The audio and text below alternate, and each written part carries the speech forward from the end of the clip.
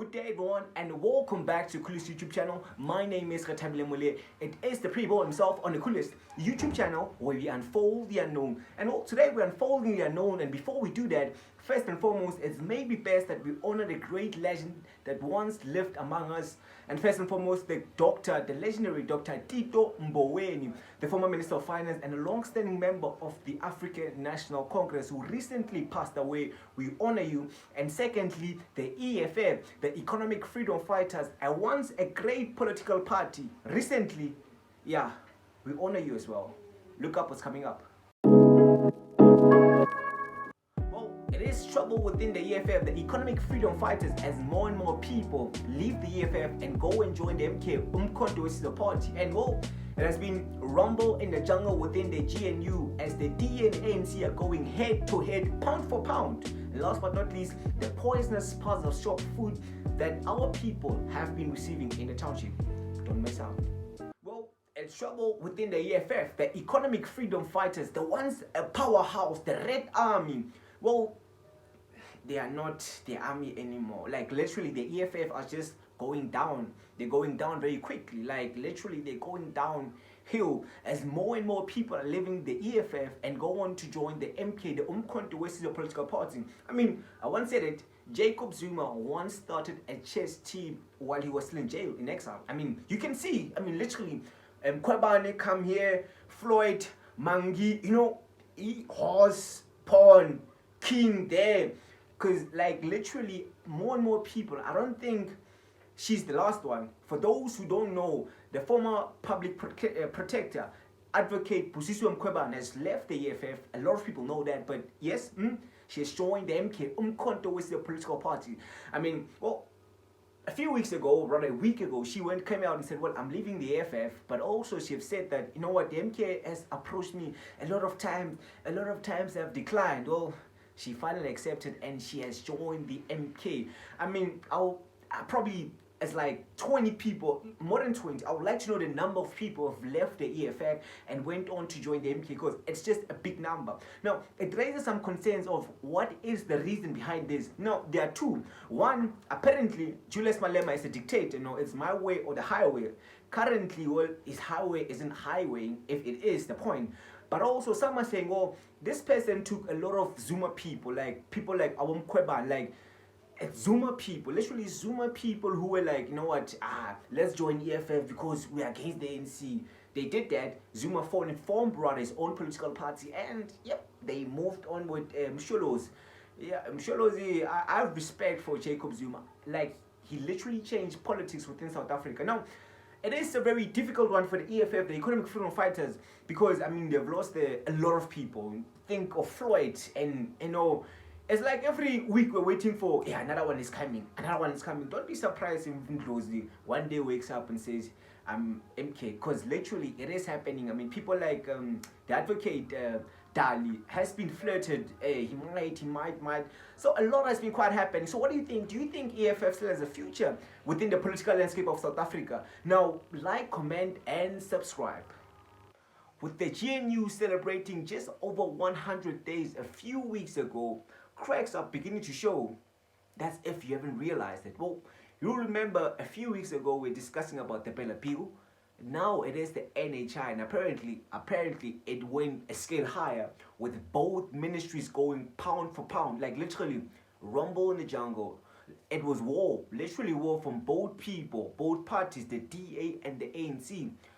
Dr. Aaron Mutulid, one of the people, was literally, angry. He was fuming apparently because both the DA and the ANC are basically clashing. Now, you'll know that the NHI has been a problem for quite some time, with President Matamela Ramaphosa signing it on the 17th of October 2024 in the National Assembly. Now, to go a step further, now the ANC are saying, come the year 2029, there will be no more medical aids, with the DA saying, no. Now, the DA are saying that you can't say that the poor are not affording the medical aid. When we look at the numbers, people in the township, or rather the poor, one can say, the middle class, the people whom the ANC are saying cannot afford, the numbers saying they're able to afford it. That's what the DA is saying. Now, this is very interesting, as it is being pushed to Lekgotla next year in January, but with both parties going pound for pound. Now, this is one of the biggest stories within the GNU, and it shows one of the cracks. One might wonder, will they be able to survive the collision or the GNU? And now moving on from an ANC versus the DA to the ANC versus the DA once again. Most people predicted, it's going to be a conflict between these two parties, particularly because of two different parties with two different ideologies and politics and views. Now, it shows because now currently, as we speak about the BRICS summit, the 16th summit of the BRICS. Now, you might be aware that the President Cyril Ramaphosa just recently attended the summit, with the DA not being too pleased about it. Now, the BRICS is growing, like a lot of countries are joining BRICS, like literally BRICS is growing, and it shows, it's going to be beneficial to all the BRICS members. Now, the DA are saying that, Matamelak, you can't be speaking highly of the president of Russia, which is Mr. Vladimir Putin, because you might be aware that the ICC, the International Criminals Court, has said, we want Mr. Putin, what he's currently doing at Ukraine, like this person should be, this person should go to jail. That's what the ICC are saying, the International Criminal Court. Now, the DA are saying, the law says this person should go to jail. So why is there any communication between the two? This person should be to jail. And also last year, if you remember very well, that when there was a BRICS summit within South Africa, Mr. Putin didn't come because of the pressure that the ICC was putting on South Africa to, when this person comes, put him to jail. And also including the DA was saying, like, if he comes, we are going to arrest him. Now, it's very interesting, rather, because now also the ICC, the International Criminals Court, now if you look at the history of the ICC, it has only arrested like in African, like literally all the history of the ICC is all done African. Rarely any Americans or any Europeans. Now, which then one asks the question that, is the ICC really fair? Now, we can argue about what Mr. Putin is doing now. People have different views, different viewpoints and all, but the reality is the ICC hasn't really put much effort in arresting people outside of Africa. Now, that's a big point, but what do you think? Like, comment and subscribe. What do you think about this particular point? Now, I always get fascinated when people make this Spaza poisonous food a new thing. Guys, this thing has been around for years, like literally years. It has been there for quite some time.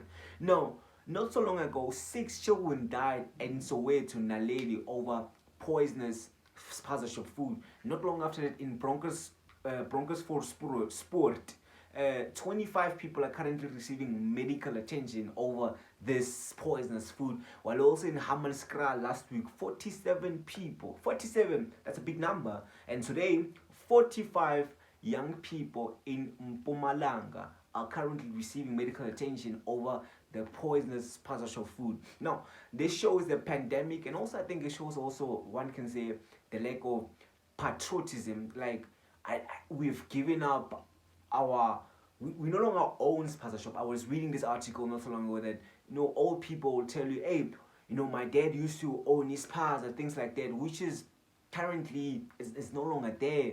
Most black people are currently not owning any Spaza shop. But I currently like the piece that recently came out from the small ministry, or rather department, that speaks about how they want to empower people within the township to own their own Spaza shop, meaning you're going to go there and they're willing to help you with funds as well, but also beyond funds, in terms of to make sure that you are capable enough to be able to run your own Spaza shop.